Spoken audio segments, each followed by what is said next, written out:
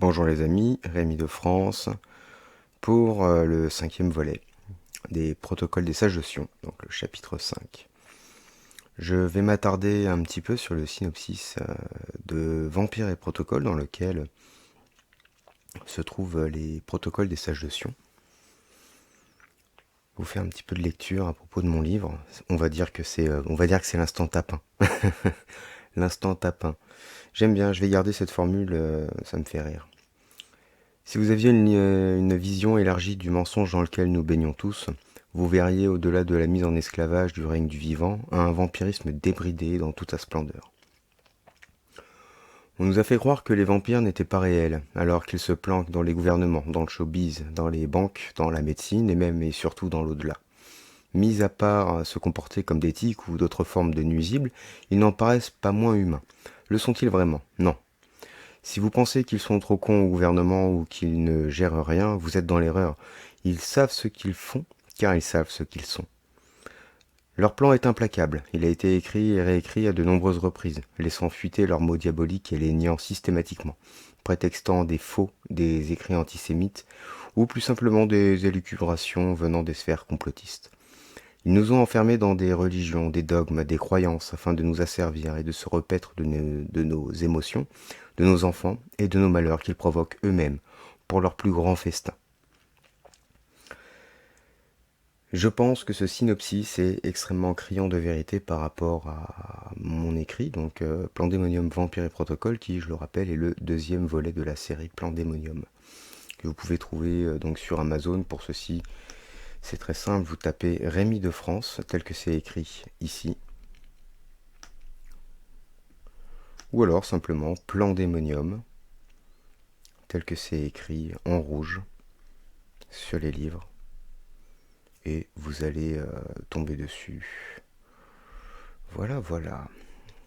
On va passer tout de suite au chapitre 5, qui va encore une fois nous dévoiler beaucoup de choses sur ce qu'il se passe actuellement, sur ce qu'il s'est passé avant et comment les autres fonctionnent. Et encore une fois, il faut comprendre comment cela fonctionne pour pouvoir comprendre comment en sortir. Allons-y, chapitre 5. Création d'une forte centralisation du gouvernement. Les manières de s'emparer du pouvoir de la franc-maçonnerie. Pourquoi les États ne peuvent s'entendre. Préélection des Juifs. L'or est le moteur des mécanismes dans les États. Les monopoles dans le commerce et l'industrie. L'importance de la critique. Les institutions comme on les voit.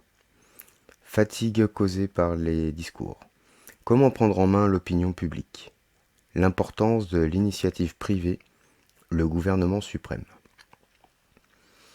Quelle forme d'administration peut-on donner à des sociétés dans lesquelles la corruption a pénétré partout, où l'on n'arrive à la richesse que par ces surprises habiles, qui sont des demi-filouteries, où règne la licence des mœurs, où la moralité ne se soutient que par des châtiments et des lois austères, et non par des principes volontairement acceptés, où les sentiments de patrie et de religion sont étouffés par des croyances cosmopolites.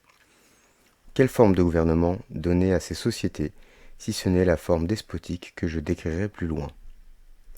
Nous réglerons mécaniquement toutes les actions de la vie politique de nos sujets par de nouvelles lois. Ces lois reprendront une à une toutes les complaisances et les trop grandes libertés qui furent accordées par les chrétiens, et notre règne se signalera par un despotisme si majestueux qu'il sera en état, en tout temps et en tout lieu, de faire taire les chrétiens qui voudront nous faire de l'opposition et qui seront mécontents. Petite parenthèse, on voit très très bien ce qui se passe au niveau mondial, et notamment dans notre pays, euh, que ce soit au niveau de la censure, où le peuple n'a vraiment plus le droit à la parole, il n'a même plus le droit de manifester, hein. Voilà, et qui est tout le temps donc réprimé. Voilà, on en est là, hein. Ils expliquent comment ils font, leur méthode, et aujourd'hui il n'y a qu'à ouvrir les yeux pour comprendre ce qu'il se passe hein, réellement et accepter qu'ils ont écrit leur plan et que ce n'est pas un faux à usage antisémite ou je ne sais quoi. Non, non, c'est un véritable document Euh, c'est le plan qui a été réécrit, écrit et réécrit, tout comme aujourd'hui ils ont écrit le Great Reset. Fin de la parenthèse, on continue. On nous dira que le despotisme dont je parle ne s'accorde pas avec les progrès modernes. Je prouverai le contraire. Lorsque le peuple considérait les personnes régnantes comme une pure émanation de la volonté divine, il se soumettait sans murmure à l'absolutisme des rois. Mais du jour où nous leur avons suggéré l'idée de leurs propres droits, ils ont considéré les personnes régnantes comme de simples mortels. L'onction divine est tombée de la tête des rois, puisque nous lui avons enlevé sa croyance en Dieu. L'autorité est passée dans la rue, c'est-à-dire dans un lieu de propriété publique, et nous en sommes emparés. De plus, l'art de gouverner les masses et les individus au moyen d'une théorie et d'une phraséologie habilement combinées par des règlements de la vie sociale et par toutes sortes d'autres moyens ingénieux, auxquels les chrétiens n'entendent rien, fait aussi partie de notre génie administratif, élevé dans l'analyse, dans l'observation, dans de telles finesses de conception que nous n'y avons pas de rivaux, de même que nous n'en avons pas pour concevoir des plans d'action politique et de solidarité. Alors, petite parenthèse. On voit bien que tout ce système de codes, de lois, de règlements, enfin, tout ça, c'est extrêmement compliqué pour l'entendement, j'ai envie de dire pour l'entendement humain. Hein. Et quand je parle de l'entendement humain, attention, c'est pas au sens propre du terme, on va dire que c'est pour l'éducation lambda que nous recevons.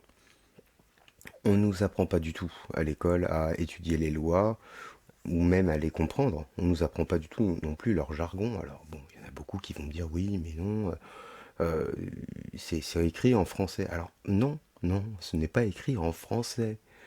Ce n'est pas du tout écrit en français.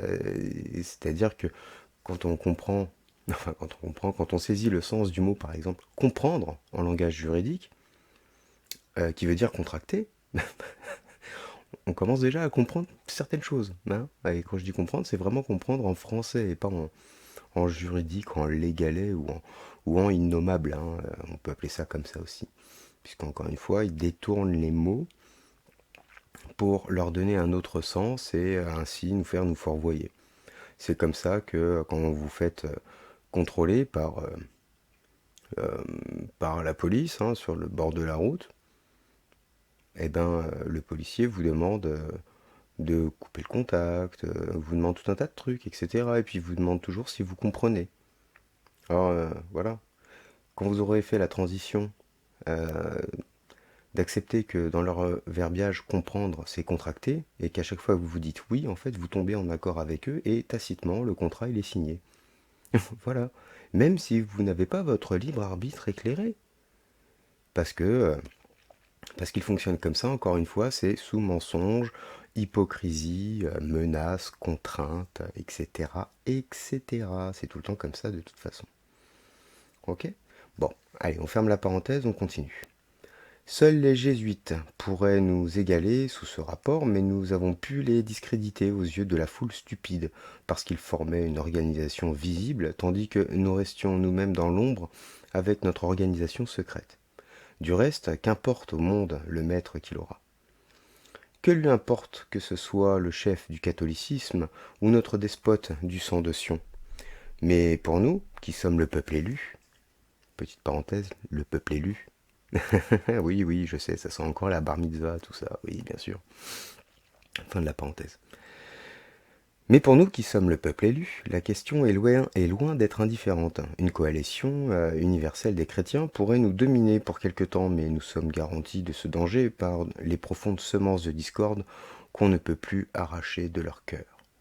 Nous avons opposé les uns aux autres les calculs individuels et nationaux des chrétiens, leur haine religieuse et ethnique, que nous avons cultivée depuis 20 siècles. Petite parenthèse, 20 siècles, c'est 2000 ans. Donc là, attention, ils annoncent le temps. Le temps. Ça fait 2000 ans qu'ils dominent. Depuis l'an zéro, depuis le Christ. Fin de la parenthèse. C'est pourquoi aucun gouvernement ne trouvera de secours nulle part. Chacun croira une entente contre nous ou défavorable à ses propres intérêts. Nous sommes trop forts, il faut compter avec nous. Les puissances ne peuvent conclure l'accord le plus insignifiant sans que nous n'y prenions part maintenant. Per me reges regnant, par moi règnent les rois. Les prophètes nous ont dit que nous sommes élus par Dieu même pour dominer toute la terre. Dieu nous a donné le génie afin que nous puissions venir à bout de ce problème. Alors, petite parenthèse, vous avez bien compris qu'ils prennent donc le vivant dont nous faisons partie pour un problème. Et leur but est de le régler. Alors, au travers de mon ouvrage Vampire et Protocole, je rappelle certaines prophéties aussi. Mais je n'oublie pas aussi de mentionner, que ça soit dans leurs écrits sataniques ou même dans les prophéties, que ça reste de la possession, en fait. Ça reste de la possession démoniaque, la possession archontique, puisque c'est un bien plus haut niveau que nous pouvons l'imaginer, encore une fois, pour l'entendement, entre guillemets, l'entendement humain, dans lequel nous baignons tous par notre système éducatif. Voilà. Fin de la parenthèse. Fût-il un génie dans le camp opposé, il pourrait lutter contre nous, mais le nouveau venu ne vaut pas le vieil habitant. La lutte entre nous serait impitoyable. Alors, je vais rouvrir une parenthèse parce que là, ils disent un truc assez intéressant. Le nouveau venu ne vaut pas le vieil habitant. Alors, le nouveau venu, les nouveaux venus, c'est qui? C'est nous. Nous arrivons sur ce plan, nous n'avons aucune mémoire, nous n'avons pas de plan, nous arrivons là, on a des parents, on va à l'école, machin, on va bosser comme des chiens toute notre vie, on s'empoisonne, on finit vieux et malade, dans le meilleur des cas, et dans le pire des cas, on finit vite et salement. Mais voilà, nous n'avons pas de plan, donc nous sommes les nouveaux venus, nous arrivons, nous n'avons pas de mémoire. Le vieil habitant, il se considère comme des vieux habitants, pourquoi? Alors, est-ce que c'est une race plus ancienne que nous? Donc, encore une fois, moi je pose le derby, enfin le derby c'est même pas de le savoir, c'est un constat qui est fait, c'est-à-dire qu'il n'y a pas qu'un seul type d'humanoïde. Nous ne venons pas tous de la même source. Et ils font clairement le distinguo entre le nouveau venu et le vieil habitant. Donc ça veut dire quoi? Ça veut dire qu'ils sont là depuis plus longtemps que nous, qu'ils règnent depuis plus longtemps que nous, et nous ne régnons pas, nous subissons leur règne. D'accord? Et leur règne, on peut même les mettre au pluriel. Donc voilà. Tout ça, c'est pour remettre les choses un petit peu dans le contexte et comprendre un petit peu comment ça se passe. D'accord? Voilà. Fin de la parenthèse. La lutte entre nous serait impitoyable, telle que le monde n'en a pas encore vu. Aïe aïe aïe, je vais rouvrir une parenthèse. Ça veut dire qu'en fait, ils ont parfaitement conscience que le jour où on se réveille, on va leur faire une chasse extraordinaire et c'est la solution. Vous voyez, même dans leurs écrits, ils nous annoncent la solution. Alors moi, à chaque fois que j'évoque cette solution, on me dit ouais, mais non, t'es extrême, etc. Je suis pas extrême, je veux dire, moi, si quelqu'un veut me tuer, en fait, il n'y a pas 36 solutions, c'est lui ou moi. Donc très honnêtement, je préfère que ça soit sa mère qui pleure que la mienne. Ok? Bon, en sachant que si je lui mets pas la leçon de sa vie, ce qui va se passer dans sa tête à lui, c'est que mécaniquement, il va se passer un truc, il va se sentir extrêmement fort et il va recommencer. Ça ne l'empêchera pas de recommencer. D'accord? Donc le problème, il est là. C'est que dans l'éducation, les chaînes mentales, les programmations, tu ne tueras point. Bon, c'est un très beau commandement, il n'y a pas de problème, on n'a pas besoin de s'étriper les uns les autres. Si nous sommes tous bienveillants les uns envers les autres, il n'y a aucun problème, évidemment. Mais s'il y a quelqu'un de malveillant dans cette société, un pédocriminel, un violeur, un tabasseur de bonnes femmes, de bonhommes, peu importe, un dominant qui veut dominer par le chaos, etc., comme ils font. On fait quoi? On le laisse faire, c'est ça? Il faut le laisser faire et le laisser proliférer. Quand un jardinier découvre une soi-disant mauvaise herbe, et je ne reviendrai pas sur le terme, s'il ne veut pas qu'il prolifère, il faut qu'il l'arrache. Voilà. Donc la solution est dans la nature, il suffit d'observer un peu la nature, comment ça se passe, et on voit tout de suite les solutions. Pour ça, il nous faut sortir donc la tête du béton, et il faut accepter de regarder la nature. Hein? Je sais que pour beaucoup c'est compliqué. Déjà pour sortir leur tête du téléphone, là il y en a pour beaucoup, c'est très compliqué. Bon, il y a toujours un peu d'espoir. D'ailleurs, en se parlant de ça, quand on observe, bon évidemment, hein, tous les jours on voit les chemtrails, etc. Mais aujourd'hui j'ai hésité à faire ce podcast parce que j'ai la gorge en feu, en fait, j'ai mal à la gorge, donc vous allez m'entendre racler. Ma gorge, je m'en excuse, je sais que ça dure depuis 2 3 jours déjà. Mais c'est vrai qu'ils nous ont quand même pas mal aspergé ces derniers temps. Et en tout cas, les effets commencent à se faire ressentir. Enfin, je sais pas vous, ce qui se passe de votre côté, si vous le ressentez aussi. En tout cas, moi, clairement, oui, je le ressens. J'ai mal à la gorge. J'ai euh, j'ai parfois du mal à m'exprimer, mais voilà. Donc, eux, ils n'hésitent pas à nous empoisonner. Ils n'hésitent pas à empoisonner notre air, notre eau, notre nourriture. Et à nous faire payer tout ça, évidemment. Bah oui, parce qu'il faut faire du fric. C'est ça le vampirisme, les amis. Il y a un vampirisme débridé et nous sommes leur proie. Alors il va être temps peut-être de renverser un peu la tendance. Mais continuons cette lecture. Fût-il un génie dans le camp opposé qui pourrait lutter contre nous, mais le nouveau venu ne vaut pas le vieil habitant. La lutte entre nous serait impitoyable telle que le monde n'en a pas encore vu. Et puis ces hommes de génie viendraient trop tard. Tous les rouages du mécanisme gouvernemental dépendent d'un moteur qui est entre nos mains. Et ce moteur, c'est l'or. Petite parenthèse, alors là, voilà, encore une fois, ils expriment clairement le fait qu'ils se sont accaparés toutes les ressources. Grâce à l'économie, au capitalisme, aux banques, à la monnaie, à l'or, puisqu'ils ont pris possession entière de ce bien précieux qui nous est délivré par notre terre. Fin de la parenthèse. La science de l'économie politique inventée par nos sages nous montre depuis longtemps le prestige royal de l'or. Le capital, pour avoir les mains libres, doit obtenir le monopole de l'industrie et du commerce. C'est ce qui est en train de réaliser déjà une main invisible dans toutes les parties du monde. Petite parenthèse, je vous rappelle que ce texte a été écrit en 1803. Et, et qu'à l'époque c'était déjà comme ça. Donc nous ne vivons que les conséquences de l'ignorance des générations qui nous ont précédés. Fin de la parenthèse. Cette liberté donnera la force politique aux industriels. Le peuple leur sera soumis. Il importe plus de nos jours de désarmer les peuples que que de les mener à la guerre. Il importe plus de servir des passions échauffées pour notre profit que de les calmer.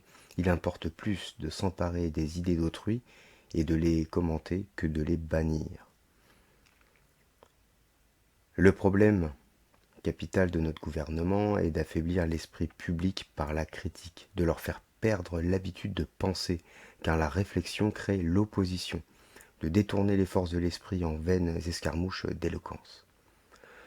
De tous les peuples, de tous les temps, les peuples, de même que les simples individus, ont pris les paroles pour des faits, car ils se contentent de l'apparence des choses, et se donnent rarement la peine d'observer si l'accomplissement a suivi les promesses qui touchent à la vie sociale. Alors, petite parenthèse à ce niveau-là. Donc de tout temps, très simplement, bon, ils ont déjà donné un time. Le temps, c'est 2000 ans. Bon, on a compris, ok? Donc ils ont tout le temps manipulé et ils ont tout le temps jeté les peuples dans l'ignorance de façon à ce que ceux-ci ne se révoltent pas, ne comprennent même pas ce qui se passe réellement. Vous savez, la fameuse petite phrase, c'est comme ça, on n'a pas le choix, c'est pareil pour tout le monde. Comme si cette petite phrase dénote clairement un manque de discernement sur nos possibilités, nos droits naturel, inaliénable et sacré et imprescriptible. Voilà. Donc, bon, tous ceux qui, c'est comme ça, machin, ce sont des ignorants. Malheureusement, ça veut dire qu'ils ne se posent absolument pas la question de leur propre légitimité et ce sont des suiveurs. Malheureusement. Et encore plus malheureusement d'ailleurs, ils ne suivent pas le bon groupe. À cela, je leur souhaite réellement d'ouvrir les yeux une bonne fois pour toutes, de comprendre ce qui est en train de se passer, et très rapidement parce que quand la douche froide va arriver, ils n'auront plus le temps pour réfléchir et comprendre et essayer de s'adapter. Ça sera trop tard.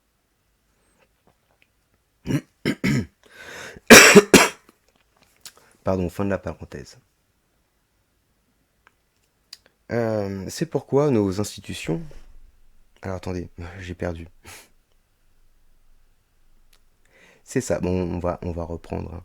De tout temps, les peuples, de même que les simples individus, ont pris la parole pour des faits, car ils se contentent de l'apparence des choses et se donnent rarement la peine d'observer si l'accomplissement a suivi les promesses qui touchent à la vie sociale. C'est pourquoi nos institutions auront une belle façade. Il démontrera éloquemment leurs bienfaits en ce qui concerne le progrès. Nous nous approprierons la physionomie de tous les partis, de toutes les tendances, et nous les enseignerons à nos orateurs qui parleront tant, que tout le monde sera las de les entendre. Petite parenthèse, qui écoute encore Emmanuel Macron aujourd'hui, quand il fait une bavouille à la téloche là? Moi, je connais pas grand monde qui l'écoute, très honnêtement. Euh, donc voilà, on y est. C'est ça, c'est... Voilà. Et nous les enseignerons à nos orateurs qui parleront tant que tout le monde sera las de les entendre. Voilà, plus personne n'en a rien à foutre, c'est réglé. Pour prendre l'opinion publique en main, il faut la rendre perplexe en exprimant de divers côtés et si longtemps tant d'opinions contradictoires que les chrétiens finiront par se perdre dans leur labyrinthe et par comprendre qu'il vaut beaucoup mieux n'avoir aucune opinion en politique. La stratégie, c'est ça. Petite parenthèse. La stratégie, c'est ça. C'est qu'on ne s'intéresse plus à tout ça. Déjà, on ne s'y intéresse que très peu, puisque tout ce qu'on voit, c'est manipulation, magouille, copinage. Mais alors là, pouf, ils perdent les gens. Ils perdent les gens parce qu'ils savent qu'ils sont illégitimes et que c'est de toute façon leur, leur dogme. Rappelez-vous, je crois que c'était dans le premier protocole ou dans le deuxième, où ils expliquaient clairement que la gouvernance devait se faire par la force et par l'hypocrisie. Voilà. Ils n'ont pas peur de la corruption, des trahisons, des mensonges. Ils n'ont absolument pas peur que ça. Ils en font partie. De toute façon, ça fait partie de leur royaume à eux. Mais leur royaume à eux ne se trouve pas chez nous, hein. Nous, réellement, nous sommes légitimes. C'est nous les souverains ici, c'est pas eux. Eux, ce ne sont que des usurpateurs. On va essayer de remettre tout ça à sa place. Mais bon. Ce sont des questions que la société n'a pas à connaître. Il n'est donné de les connaître qu'à celui qui la dirige. C'est là le premier secret. Le second secret, nécessaire pour gouverner avec succès, consiste à multiplier tellement les défauts du peuple, les habitudes, les passions, les règles de la vie en commun, que personne ne puisse débrouiller ce chaos et que les hommes en arrivent à ne plus se comprendre les uns les autres. Petite parenthèse, c'est exactement ce qu'il se passe. Donc, pour paraphraser un peu mon dernier ouvrage, à propos de la caverne de Platon, alors Platon expliquait ça avec une seule caverne. Et dans le protocole d'avant, je vous expliquais ça avec une caverne dans une caverne dans une caverne, en faisant un parallèle avec Inception. Et encore une fois, là, ils expliquent tout ça, hein. Voilà. Donc le but du jeu, c'est vraiment de nous perdre. Alors que ce soit dans les mensonges, dans la science, dans absolument tout. Et c'est ce qu'ils font. Ils le font, enfin, ils le font pas bien. Moi, je peux pas dire qu'ils le font bien parce que ça marche pas avec moi. Mais il y en a pour qui ça marche très très bien. Bon, ok. Alors, qui a raison en fait? C'est celui qui voit toutes ces manipulations ou c'est celui qui accepte en fait le narratif qu'on lui propose et qui va gober tout et n'importe quoi bah, tant que ça vient d'une soi-disant autorité, je dis bien soi-disant parce qu'il n'y en a pas, je vous le rappelle. Voilà, donc la question reste en suspens.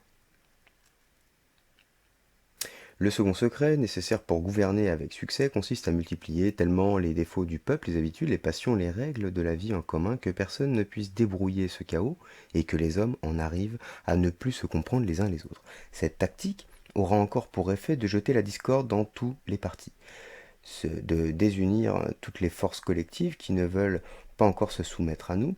Elle découragera toute initiative personnelle, même géniale, et sera plus puissante que des millions d'hommes chez qui nous avons semé la discorde. Il nous faut diriger l'éducation des sociétés chrétiennes de telle sorte que leurs mains s'abattent dans une impuissance désespérée, devant chaque affaire qui demandera de l'initiative. L'effort, qui s'exerce sous le régime de la liberté sans limite, est impuissant parce qu'il se heurte aux efforts libres d'autrui. De là naissent de pénibles conflits moraux, des déceptions, des insuccès.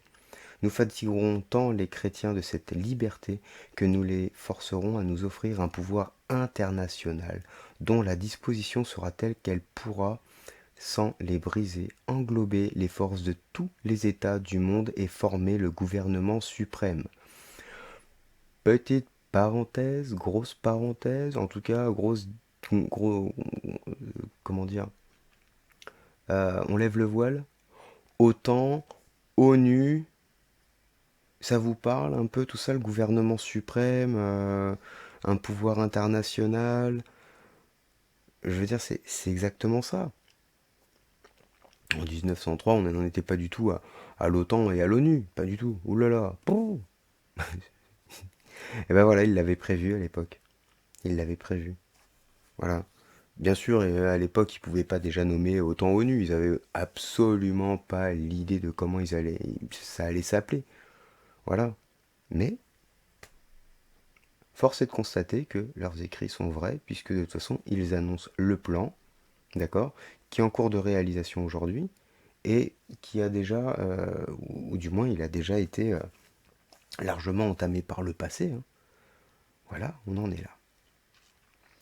À la place des gouvernements actuels, nous mettrons un épouvantail qui s'appellera l'administration du gouvernement suprême.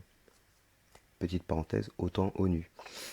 Ses mains seront tendues de tous côtés comme des pinces et son organisation sera si colossale que tous les peuples ne pourront manquer de lui être soumis. Et c'est la fin donc de ce 5e chapitre. Que tous les peuples ne pourront manquer de lui être soumis. Voilà. Les accords internationaux, etc. Alors là, aujourd'hui, il y a encore d'autres nouvelles boîtes, hein, qui sont en train de proliférer un peu partout, hein, bien sûr en jetant des mensonges à droite, à gauche, etc. Je veux parler par exemple de la BRICS. Alors tout le monde me dit, ouais, mais la BRICS, attends, c'est l'avenir. Attends, il y a Poutine, la Chine dedans, etc. Xi Jinping a rappelé qu'il n'aidait pas la Russie, mais qu'en cas de guerre, il aiderait la Russie. En attendant, la Russie, elle fait quoi? Elle vend du pétrole à l'Arabie Saoudite et l'Arabie Saoudite se fait encore plus de fric en vendant son pétrole à l'Europe. Ouais, non mais voilà, ils nous font tellement j'ai envie de dire des coups de pute tout le temps, tout le temps, tout le temps. Et tout ça, en fait, ils sont d'accord, hein. Attention, parce que dans leur plan, dans leur magouille et tout, ils sont pas ennemis. Ils sont super potes. Ils sont super potes, ils ont le même plan. Ils ont la même vision globale du truc. Et c'est parti, mon kiki. Leur but, on n'oublie pas, c'est la domination mondiale. Voilà. Et ça, c'est prévu dans leur truc, en tout cas dans leur plan, c'est prévu pour 2030, tout terminé. Voilà. Alors il y en a qui vont me dire, oui, mais non, de toute façon, leur plan, il a échoué, etc. Arrêtez, il n'a pas échoué. Il n'a pas échoué. Regardez ce qu'ils sont en train de faire. Je veux dire, moi, en 2018 ou 2019, je tirais la sonnette d'alarme sur la loi Laglaise. Et aujourd'hui, ils sont en train de clairement exprimer que bah, ils vont prendre les propriétés et que les gens vont devenir locataires, en fait. Voilà, c'est dans les tiroirs, ça arrive. Non, non, non, voilà. C'est le plan, il est là. Le plan, il est là. Et Klaus Schwab a conclu en disant, en 2030, vous n'aurez plus rien et vous serez heureux. Alors, quand on garde cette petite phrase en tête et qu'on a les yeux grands ouverts sur le merdier mondial, en fait, on s'aperçoit de ce qui est en train de se faire. Voilà. Ils sont en train vraiment de récupérer, en fait, de détruire le droit de propriété. Alors, d'un côté, j'ai envie de dire, euh, il y a des choses à revoir. Il y a des choses à revoir. Il y a des sites naturels qui sont des joyaux, qui sont magnifiques, et qui, il y a une dizaine d'années, appartenaient en fait au bien commun, où on pouvait aller se promener dessus, où euh, il n'y a pas de souci. Aujourd'hui, tiens, j'ai voulu aller promener mon chien au bord d'un lac, parce qu'il aime bien nager, etc. Et là, je me suis aperçu que le lac, en fait, en question, que j'ai connu il y a une dizaine d'années, est devenu privé. Et il est complètement entouré de barbelés. Et en plus de ça, bah, on est dimanche, il fait beau, il fait chaud, et bah là on a tous les pêcheurs de France et de Navarre qui se sont donné rendez-vous là-bas, hein, alors qu'avant il n'y avait personne. Il n'y avait personne, c'était un petit coin de nature super sympa. Ça appartenait, enfin ça appartenait. Ça faisait partie d'une forêt domaniale. Et là, bah voilà, c'est un étang privé, dans lequel ils font encore une fois du capital, parce qu'ils jettent du poisson dedans, pour que les pêcheurs y viennent encore payer pour aller pêcher et puis détruire un peu plus le site parce que bah je suis désolé mais la plupart des gens ne sont pas éduqués à ramasser leur merde. Donc voilà, moi je trouve ça vraiment dommage. Dommage parce que on en vient par la propriété en fait. Avec le capital en tout cas, on en vient à détruire tout ça. On détruit nos joyaux. Et ces joyaux, c'est la terre qui les a créés. Et nous, en fait, réellement, nous sommes là pour entretenir tout ça, pour que ça soit beau. Ce monde ne nous appartient pas normalement, nous l'empruntons à nos enfants. Nous empruntons ce monde à nos enfants, mais qu'est-ce que nous allons leur laisser à nos gosses? J'ai beaucoup de chance, j'ai pris la décision il y a une vingtaine d'années de ne pas faire de gamin, et je me suis tenu à cette décision. Alors attention, hein, je me suis pas fait couper les couilles ou quoi, non, non, je suis entier comme garçon. Euh, mais quand je prends une décision, je m'y tiens en fait. Et c'est peut-être ça la force qu'il nous faut à tous. Parce que ça va être pareil dans la résistance ou dans la lutte quand il y en a qui vont prendre enfin la décision de faire valoir leurs droits, de lutter, bah c'est pas avec un petit bifton supplémentaire qu'il va falloir aller se calmer. Enfin bref, ça c'est encore une autre discussion. Voilà pour ce cinquième protocole, des protocoles des sages de Sion. Je vous dis à très bientôt pour le sixième. Et je vous remercie de votre écoute.